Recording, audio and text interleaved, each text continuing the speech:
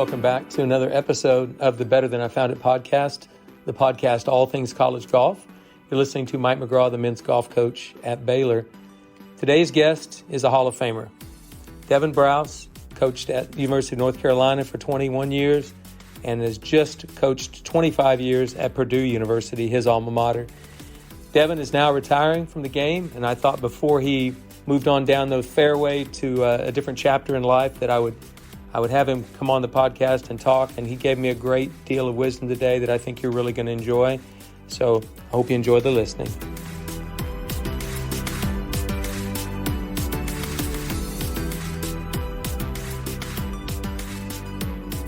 All right, everybody, join me in welcoming Hall of Fame golf coach Devon Brouse to Better Than I Found It. Devon, pleasure to have you on today. Thanks, Mike. Pleasure and honored to be here. I've listened to a lot of your podcasts, and you certainly have some Hall of Fame guys on there, so it's a pleasure to join them. Well, I wanted to do this with you before time gets away because you have recently announced your retirement, so you won't be coming back into the coaching world next fall. So I definitely wanted to get it while it's still fresh on everybody's memory, who you are, what you are, and I want my listeners to find out a lot more about Devon Brouse today. So let's do that. And let me just say what a great, magnificent, awesome career you've had. You're literally a legend on both the men's and women's side in our college game. And I've always looked up to you for that. So congratulations on an incredible career. Thanks, Mike. Every coach knows this day will come eventually. I know my day is not too far down the road when they'll retire. And it's got to feel almost surreal. I've interviewed Greer Jones and Larry Penley and Derek Freeman and a few others right about the time they retired, Greer a little bit afterward, and they all have a different feeling about it. Obviously there's a reminiscing that you do, and that we're going to do a little bit of that today because of the things you've accomplished and the things your teams have accomplished, and both as team and individual. But how can you describe what you're going through right now in this retirement phase? Well, I think it's in a lot of ways, Mike, it's relief. I got to tell you, at regionals this year and at nationals, trying to kind of advance and get through with maybe a team that wasn't highly ranked. That's a lot of stress and a lot of anxiety. So I just kind of, as I went through that, I said to myself, this is enough. You've been doing this for 45 years, and always, I talked with Conrad Ray when we were out at Stanford, and he rolled his eyes and talked about regionals, and we all that have lived that deal at regionals, we know what that is. And so, yeah, I'm glad to be through that. Okay. Well, but people should also know, I'm going to talk about your career highlights, both at North Carolina and at Purdue, but they need to know you didn't leave the cupboard bare here. You said your team wasn't highly ranked. I think you guys were ranked somewhere in the 40s this year at season's end, 45th maybe. Yeah.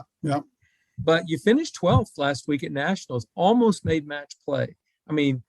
It's not like you're going out on a real low point, like the team wasn't competitive and you're kind of forced out. You literally had a very good team this year, very competitive, and did a great job at Greyhawk last week. Talk about this year's team, if you will. Yeah, it's the same team that last year I think would have made it through regionals at LSU, and we all know that story.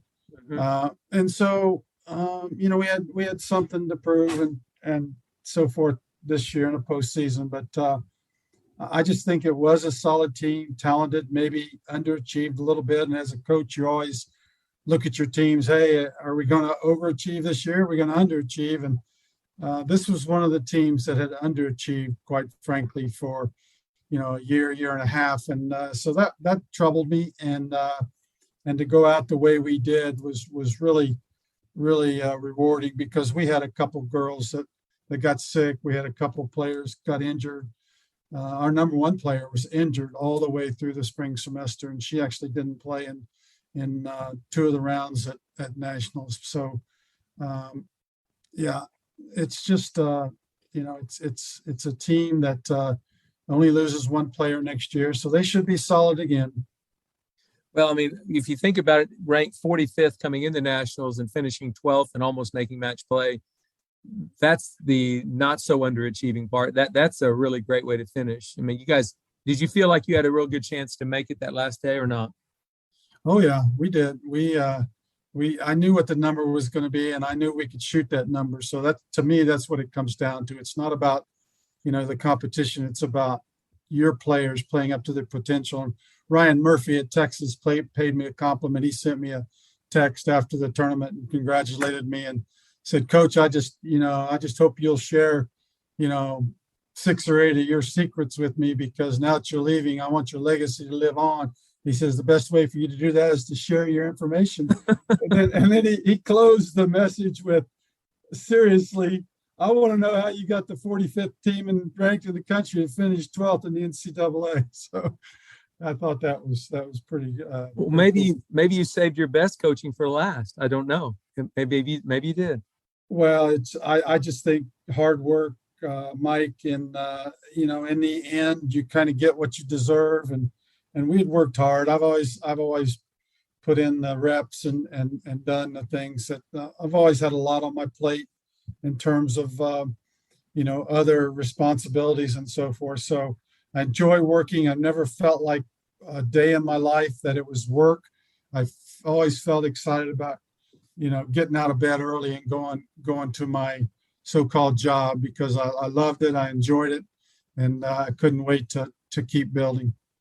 Well, I feel the same way wherever I've been coaching. When I was a high school coach, and then at Oklahoma State, and now at Baylor, it's just such an enjoyable job that you don't even feel it is a job now. And you just said, though, a few minutes ago, the stress of regionals just about did me in. I mean, that's just a reality. We live with that every year. Regional, it's a tough week. So, yeah, for sure. That's why your hair is gray and mine's falling out. Well, I guarantee it's part of it, but that's okay. One thing I've learned through the years is, especially from my time since Oklahoma State, is just finding a perspective that's better than it used to be. I used to overemphasize it to the point where it would stress me out, and I don't think I do that anymore. I still love good results, and I loathe bad results, but I think that I handle it better than I used to. Hopefully you were able to do that at the very end. Absolutely. Well, listen, let's talk about your coaching career highlights. So I'm just going to hit some high points here, but I'll start with one. You're the only coach in the history of college golf, the only one who's in the GCAA Hall of Fame and the WGCA Hall of Fame, the women's and men's halls of fame. You're the only one. So to me, that's, like an incredible accomplishment, because it's one thing to do it on one side and to be really, really good, as you were at North Carolina, but then to come over, and when you got back to your alma mater, Purdue, 1971 graduate from Purdue, it must have been a great sense of pride coming back.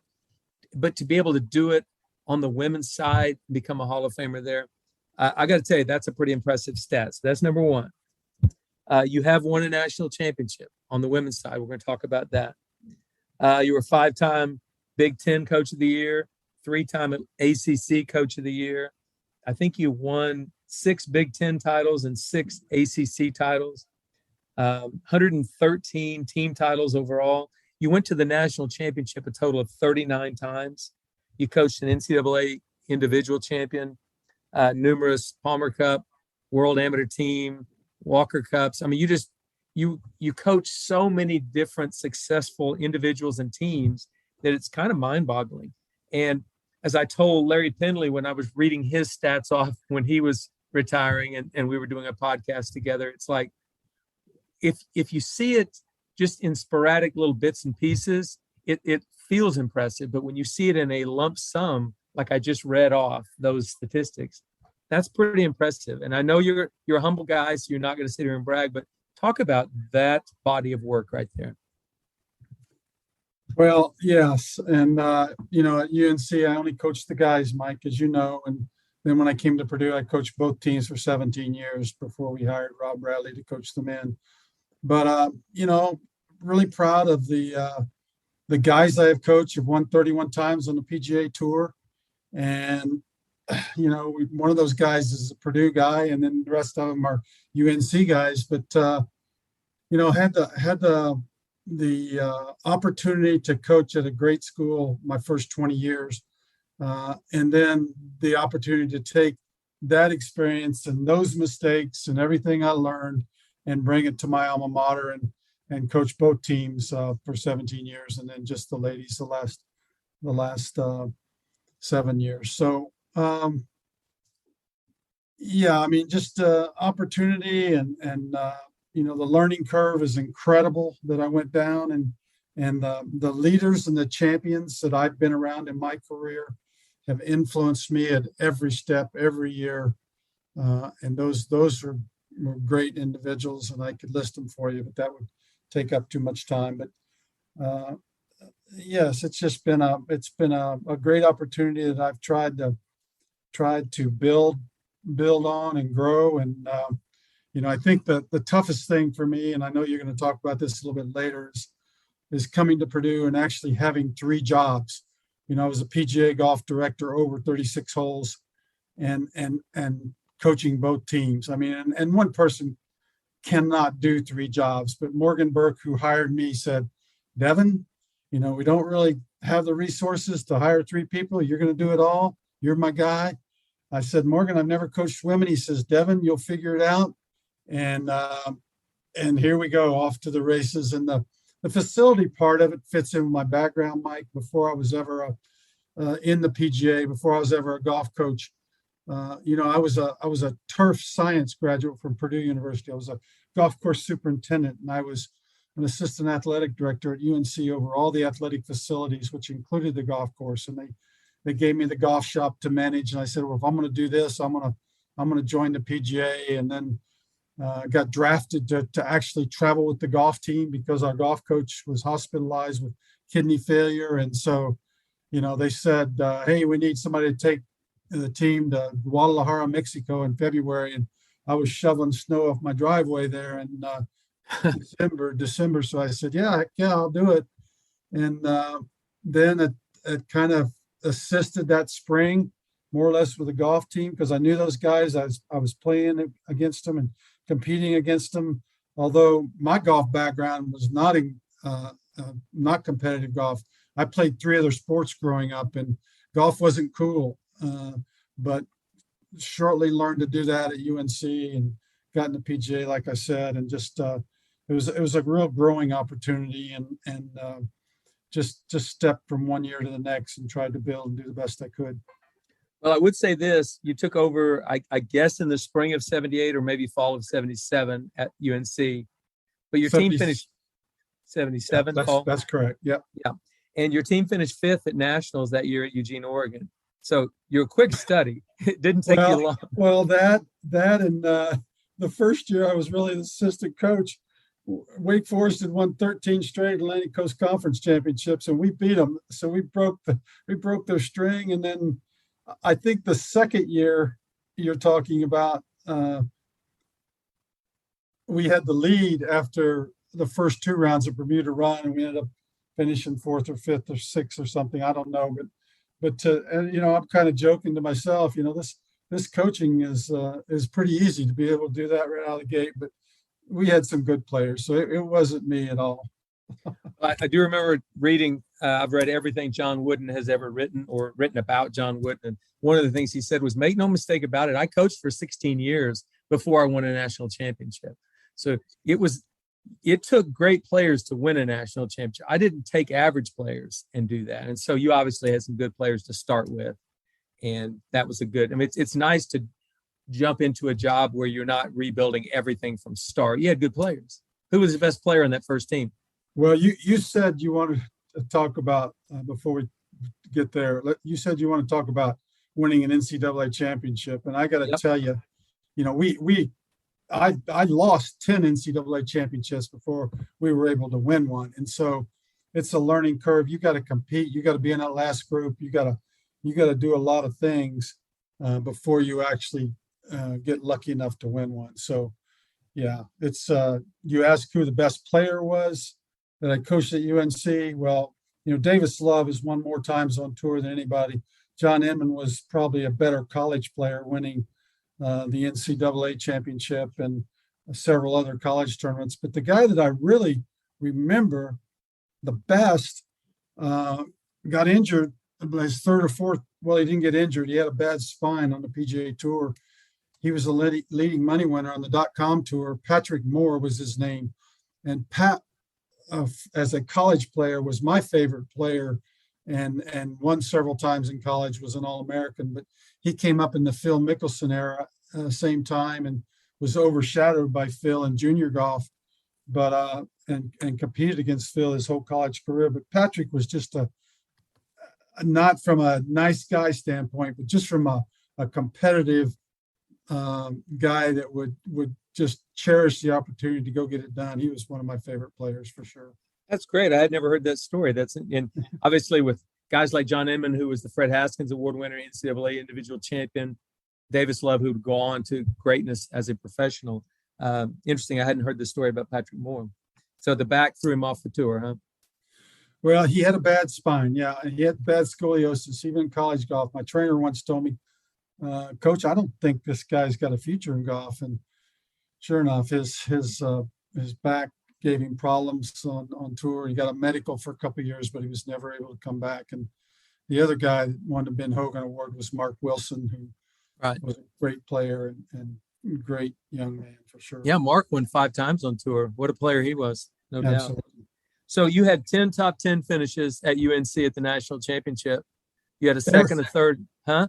Every spot except the number one, Mike. Yeah, you did. I've seen that. You've got them all right here. 1, 2, 3, 4, 5, 6, 7, 8, 9, 10.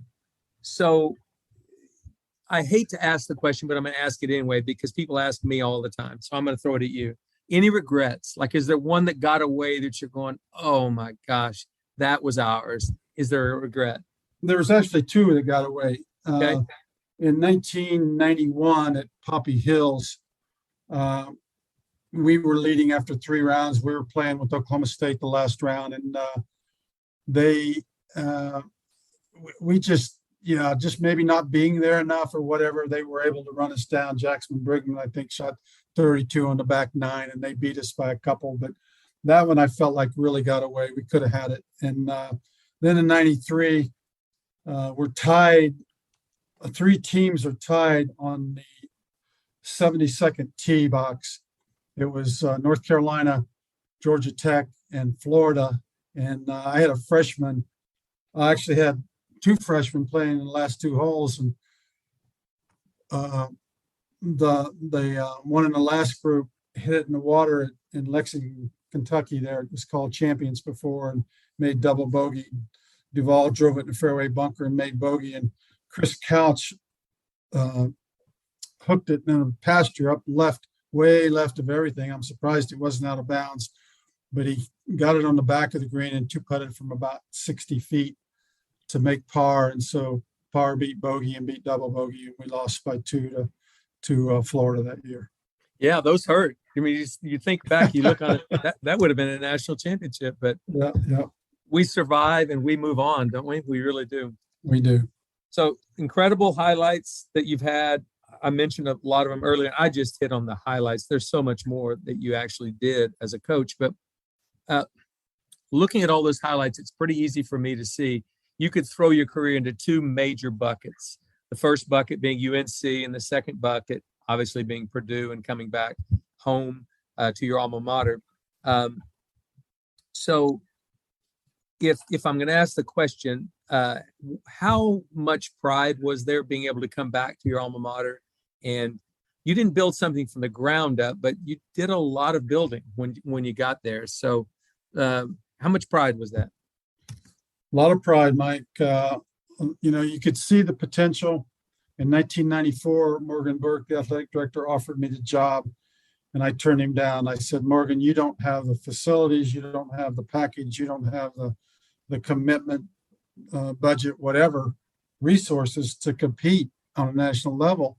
And then 4 years later, in 98, he came knocking again and twisted my wife's arm into moving back to West Lafayette, Indiana, and she agreed to do it. And so we did it, and immediately it was a different thing, to be able to or to have to fish with a bigger net to get players to come to a northern climate to compete against the Sun Belt schools was a real challenge on both sides. And then, the women's team got so good in about 2004, 2005 that I just had to really focus on them. And we had a run between 2005 and 2013 that we finished, I think, in the top 10 every year and had 4 or 5 top 5 finishes in a couple seconds and were able to win. But, at a northern school, that had never been done in women's golf. A lot of pride in that and a lot of opportunity. And I'll never forget, Buddy Alexander is a friend of mine from Florida and said to me when I took the Florida job, everybody asked me over and over and over again, why'd you do that? Why'd you do that? Why'd you do that? And I said, and Buddy called me up and he says, Devon, you are the smartest guy around because people don't understand that you've got an open field in front of you up there and you're going to be able to really have some fun. And that's exactly what it was, Mike. I had a lot of fun and had a lot of good people around me and that's what Morgan committed to me. He says, you know what, 3 jobs, I get it. You need lots of good people, assistants. He hired me a head pro, hired 2 great assistants, and off we went. Well, fairly early in that process, probably you'd been there 4 years, maybe. We had a volunteer assistant coach at Oklahoma State named Greg Robertson. G-Rob. Oh, G-Rob. And he had literally starved for a year. I mean, my wife fed him 4 nights a week. He didn't have any money. He was living in no furniture in his apartment, whatever. And I think you called Mike Holder and said, do you know of anybody? I'm looking for an assistant. And Mike said, I think G-Rob would be great for you. I mean, I think you talked to G-Rob on a Thursday and he had moved his stuff out on a Monday. We never saw him again. So thank you for taking that kid off the streets and giving him a job. What a coach he's become. What a coach he's become. Indeed. He, as you know, great guy. And he was actually he wasn't on his honeymoon, but he had taken a trip with his wife at the time. They were in Utah and I couldn't get hold of him. And I had studied his resume, talked a lot with Mike Holder about him. And I just decided that's the kind of guy I want. He's super organized, detailed. All the things that Mike said to me about him just really resonated, that he was a perfect fit for me and for Purdue. So I couldn't get hold of him. I wanted to offer him the job without even almost interviewing him because I had known Greg from junior golf. He grew up playing against Greg Dodano, one of my players from UNC out in West Texas. And I knew him to be a good player. I'd watched him. We'd been paired with Greg at a couple tournaments. And so there was really nothing about that guy that I didn't like. And my gut told me to not hesitate. And I basically offered him the job over the phone and got him to come to West Lafayette in about 3 days. And I put him on the spot. I said, this job is yours if you want it, man, but I got to know. And he delivered, and the rest is history. He spent 11 years with me, did a fantastic job on the men's side. We weren't as good as I wanted him to be and I wanted us to be. But my focus at that time was on the women's side. And I got him involved in going to the women's NCAA and coaching those girls and helping me with that. And he went to Kent State, Mike. And we're going to talk about people that done more with less. It was certainly Greg Robertson at Kent State and his boss, Herb Page at Kent State. I mean, they just have impressed. And Greg makes 2 match plays from Kent State. Excuse me. So, and then to get the opportunity to go to his alma mater, Oklahoma State, and have the number 1 team within 2 years and finish runner up. I mean, I can't say enough about him as a person, him as a coach, and him as my assistant. Well, it's interesting because part of being a head coach, part of being sort of the CEO of an organization called a college golf team, is doing a good job in hiring. And that was a great hire right there. G-Rob is an outstanding human, an amazingly disciplined human. And he's all about success. But another hire you made was Rob Bradley. And I know Rob played for you at North Carolina, so it was an easier you knew his character, you know all that, but what a great job he's done on the men's side as well. So hiring, that's a big deal, hiring. Yeah, I've hired 12 assistants in my career, and 7 of them made it to NCAA regionals this year as coaches of other programs. So, proud of that. I've got one more hire to help out with here at Purdue, and that's my replacement, which, it's just, to be fair, I wouldn't want to follow what Purdue has been able to do the last 24 years. But, Purdue has committed a lot of resources, and I've been instrumental in helping them commit those resources. And I just think the next coach has a great opportunity to be super successful as well. Well, let's talk about that then, if we could. One of the things that made your time at Purdue, and I guess it's been 25 years, so successful was your vision to create some facilities that were not there before. You had a good golf course and all of that, but you didn't have anything to do in the wintertime. So I'm going to ask 2 questions. How did you go about fundraising for that indoor facility, which I consider the first real true indoor facility up north? How'd you go about the fundraising for that? And what in the world did you do before? What did you do before? Go ahead. Before we hit balls inside the Mollenkopf football center, and we put mats at the 50-yard line, and we put these big nets down, and you could see 50 yards of ball flight. So it was okay. It wasn't great, but it was okay.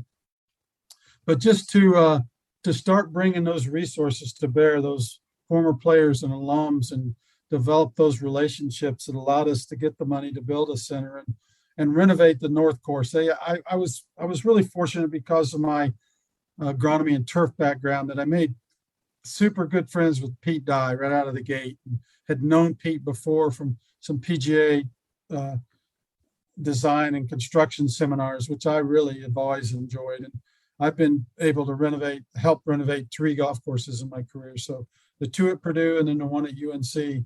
But, I think it's, and really the capstone of all this development and all this fundraising is what Sam Allen has been able to do for Purdue just this last December in committing $20 million to build us a new golf clubhouse. And wow, the university's putting, 5 or 6 million with that. We're going to build a $26 million golf clubhouse for Purdue University. So that's one of the things that I'm proud of. Sam Allen also helped us renovate the South Course at Purdue, which is where Jack Nicklaus won the NCAA back in the 60s. And you said, 2 good golf courses. Yes, but they were both outdated and agronomically not sound and needed to be rebuilt and renovated. So we've been able to do that with both courses. And then to add this new clubhouse, I think better than all my coaching victories, I think my legacy to Purdue is going to be in these facilities and what people in the future are going to enjoy and be able to benefit from. So that's what I'm really excited about. Well, I'm glad to hear that. I was at Oklahoma State for 16 years, and I watched what Mike Holder was able to do with facilities, which he was sort of a pioneer in that area as well. But before we get away from facilities, and we're going to move on to something else I want to talk to that also has an Oklahoma State connection with Laban Harris. But the 2008 NCAA championship, I would say, was the most difficult golf course in the history of the NCAA championship. And I'm going to include Karsten Creek. The 3 times they've hosted, the hardest it played was 2003. But I promise you, I believe the Campen course was right there with them in 2008. What a test. It was unbelievable. Yeah, it was a test. And to this day, I think 42 or 43 over par is the record high score for the winning team at the NCAA championship. So, and Coach Holder had a little bit to say about that because he was chairman of the golf committee. He came in there and we were talking, 4 or 5 days early, and he's saying, what are your plans for this rough here, Coach Brouse? And I said, well, Mike, you're chairman of the committee. You tell me what you want to do with this rough. And at that time, it was about 4 inches high. And he said, well, it'll be all right with me, coach, if you just keep those mowers in the barn. And so sure enough, we kept the mowers in the barn. We went out and maybe topped a few ugly places off a little bit at 6 inches, but that rough was mean. And well, go ahead. And it was just, it was an endurance contest, and the wind, Mike, blew out of 4 different directions over 4 rounds. It was the darndest thing I've ever seen, and so, it was a challenge every step of the way. It was. I would say 16, 17, and 18 will go down in history as the greatest finishing holes for the NCAA championship, most difficult anyway. But the 17th hole, there was no bailout. If you bailed out, you made double or triple. So don't bail out. Just try to hit a golf shot, It was an unbelievably difficult hole. So 16, 17, and 18, I'll never forget how hard those holes were, ever. Well, the individual champion the last round hit it in the left rough on 17 over the green, dumped his first shot, hit his third shot into the flag, or it was in the water. Yep. It dropped down. He made the putt for bogey, and he wins by 1. So, good for him and so forth. But you're right. That 17th hole is a beast. I was walking that final round with Trent Whitekiller, who was a walk-on at Oklahoma State, and Mike Holder was behind the green. I could see him back there, and Trent had just bogeyed a stupid bogey on 16, bad bogey. He was playing great. I mean, he shot under par that day, which was almost unheard of the last round. Really good.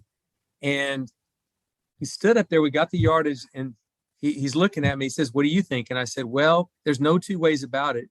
This is a really hard golf shot. I'm scared to death. How about you?" He looked at me and says, "Yeah, this is not very easy." I said, "Hit the hardest bullet cut 3-iron you've ever hit in your life, and it's got to start at the water's edge and cut hard." And he said, "Okay." And he hit it 12 feet. It was unreal. He missed the putt, but he did hit it 12 feet. I'll never forget Trent Whitekiller's 3-iron on the 17th. But anyway, facilities. You obviously had a great deal to do with building that indoor facility at Purdue. And I think pretty much all the other northern schools followed suit. Do you feel like you were the first one up north to do that? I feel like we were. And a lot of people, came and looked at our facilities, certainly the ones that were close to us in the Midwest. I mean, I see schools in the South now building, team centers because people are committing more and more resources to their golf program. They definitely are doing that.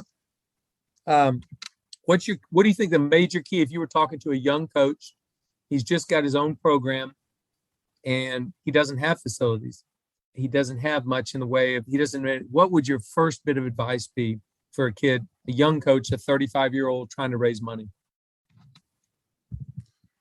Well, you've got to maximize your assets. And if that means, dig up the people in your former players and people at your university that have the means to support you.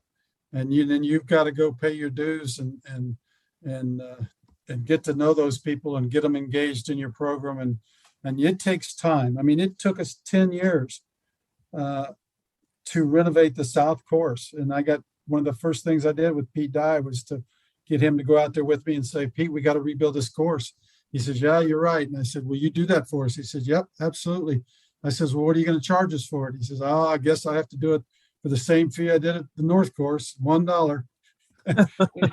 He did both courses for us for $1 each. And so we were fortunate and had a great relationship with Pete. And he actually ended up getting an honorary doctorate from Purdue. Pete Dye was not a high school graduate, but he got an honorary doctorate from Purdue for everything he did for us in golf. Well, the education he had in the architecture world for golf course architecture, he revolutionized. I mean, it's never been the same. He changed the way people look at golf course architecture for sure. Absolutely. Okay, so before we leave this, I did not want to miss this. You won the 2006 Labron Harris Award. You were the recipient that year. And so I want to briefly tell the listeners what the Labron Harris Award is. Labron Harris was the first golf coach at Oklahoma A&M. He built the golf course they played on. He himself built it. He was the head pro. He was in charge of the superintendent who kept it alive, kept it going. Labron Harris was a true club professional who taught the game, promoted the game, and literally gave people lessons. When he wasn't working with his team, he was working with Miss Havisham, a 28 handicapper.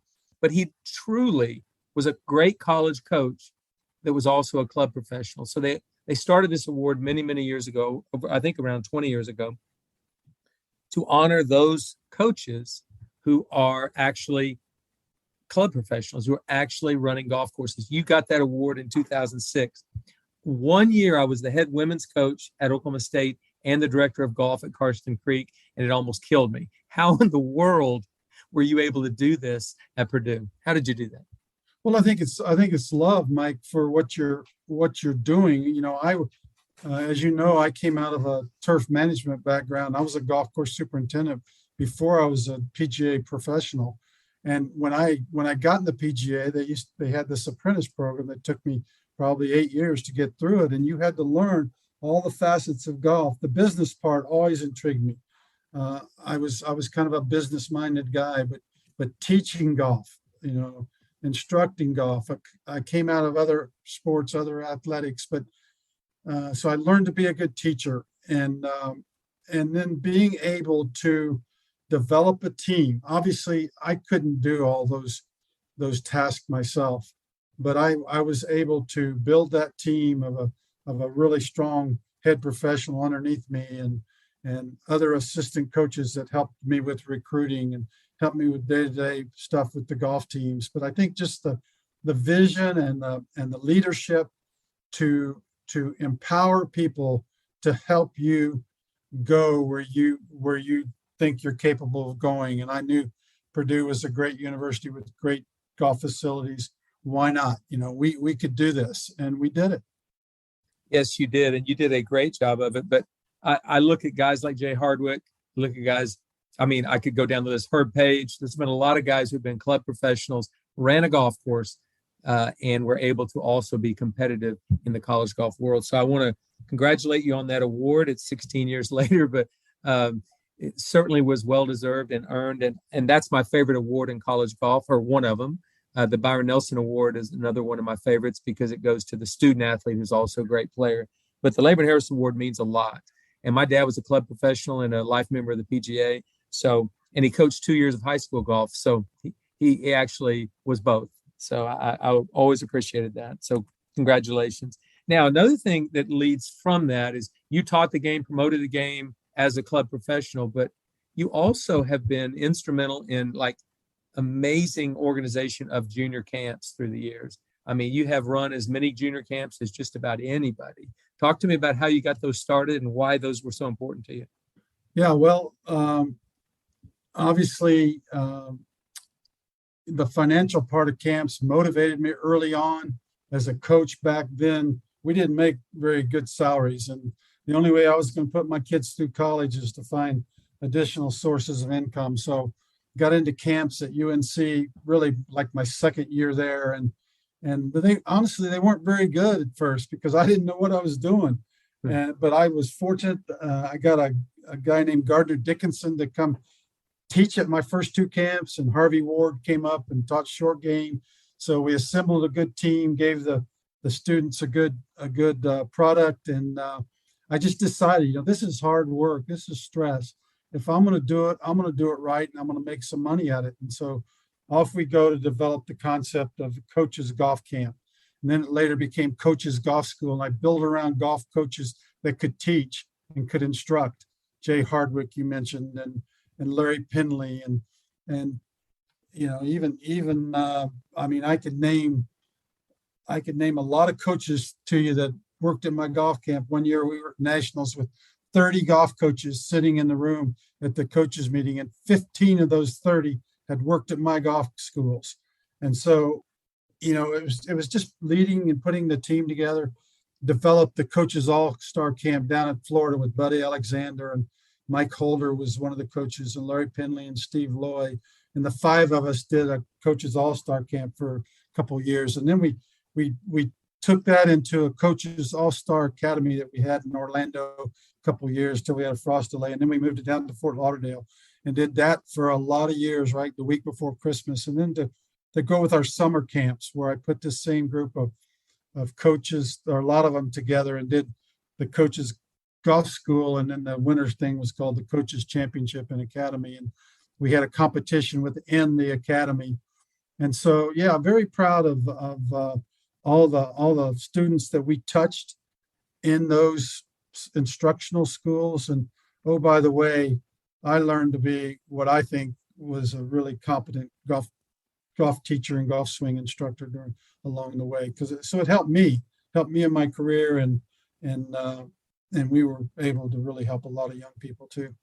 So there was a lot of different benefits. One of them, obviously, when you were a young coach, you weren't making anything. So you kind of almost had to have this revenue stream to make it. And I talk to young coaches nowadays that want to get in the game, and they're an assistant someplace. And how do I move up? I said, one of the best things to do is try to work 2 or 3 camps. Absolutely. Get there. You're the best employee they've got. You're the first one to show up, the last one to leave. You're always in, you can make connections with head coaches that you just didn't even know you're making connections. And so a young coach, it's big for his career to work golf camps. I mean, you're out there in the summer, Mike, and you've been out there as much as anybody, and it's sweat and it's hard work. But when you sweat and stand there on that firing line and grind for, 8 or 10 hours a day, it develops relationships with those young coaches. And I can't tell you how many young coaches that, jump from golf camp into being an assistant somewhere and being my assistant. And that kind of thing. So that's absolutely great advice you're giving. And I'm glad you're saying that, because I've given that advice a bunch. I just want to make sure kids understand, young coaches understand that is good. And plus, you can benefit anyway. You're going to learn a lot from other head coaches that Absolutely. you see, get to know. So great job on the camps. Will you be working camps as a retiree? Probably. Well, I certainly won't be leading camps. I can't tell you that I won't do some coaching and instruction in the future. I do want to get involved in some golf facilities in North Carolina. My wife and I bought a house in Nashville. We have a winter place in Sarasota. So we got a pretty good couple places we can go to now and enjoy our time together with our family. I got kids and grandkids in North Carolina on the coast. I've got family still left up here in Indianapolis. So we're going to be kind of spending our time going back and forth east and north, so to speak. Good for you. Well, maybe I'll run into you at a camp sometime. All right. One other thing I want to talk about was something you brought up last night when we were kind of prepping for this. And that was, let's talk about coaches who've gotten it done with less, like guys that just haven't had all the advantages, but they've gotten it done anyway. And I mentioned to you Herb Page, and you said, yes, that's my top of my list. So we'll start with Herb, and then you just take it from there. Yeah, I mean, when you're sitting at North Carolina or in a Power 5 school at Purdue, Big 10, whatever, Big 12, and you've got resources to build with and develop your program, and then you see a guy like Herb Page is just eyeball to eyeball, step to step with the top teams in the country. I mean, we shared an NCAA regional title with Herb and his team at let's see, where did we even play? It might have been Carson Creek. It was Carson Creek, 2001. Okay, well, there you go. And that always amazed me, and just a world of respect for Herb. And that's one reason I really lobbied him hard and talked him into hiring Greg Robertson as his women's coach of Kent State. And then Greg just went there and got the job done. So again, getting a job done with less. And I've seen a couple programs in the Big 10 that have gotten the job done with bad weather and bad facilities and whether it's Michigan State or Northwestern or schools like that went from not having good golf teams to having really good golf teams. So, my hat goes off to them. Fred Warren at East Tennessee State, he goes there. They weren't very good. I'm sorry, but Fred had a lot of good teams, and then to be able to develop the way he did and build their team center and gain access to some good golf courses and recruit the way he did. Those are the kind of guys you got to take your hat off to. And I'm sure more coaches out west that fit into that category than I do, because most of my emphasis has been here in the Midwest and East, but there's got to be a dozen people that fit into this category. Well, it basically speaks to, okay, I've got a need. Here's my need. Now I need to figure out how I'm going to, it is a problem solving discipline. here's my problem. How do I solve it? And that's what you do when you don't have all the facilities, or you don't have the money, you don't have the resources, is you figure out how you're going to solve the problem. And, Laban Harris did that at Oklahoma A&M in the late 40s. They had nothing. He built a golf course. He just went in and built 9 holes. He spent $500 on the front 9 and $1,500 on the back 9. Wow. And they're still playing that golf course today. OSU plays it a couple times a year, not often, but probably out of just in reverence to Laban. And then obviously he built a program out of the dirt, just out of the red dirt clay in Oklahoma. So it can be done. And I think some people want it done for them. And I think the what you just talked about, Herb Page and Fred, none of those things existed until they got there. And so I think it's great that there are coaches out there that get it done with less.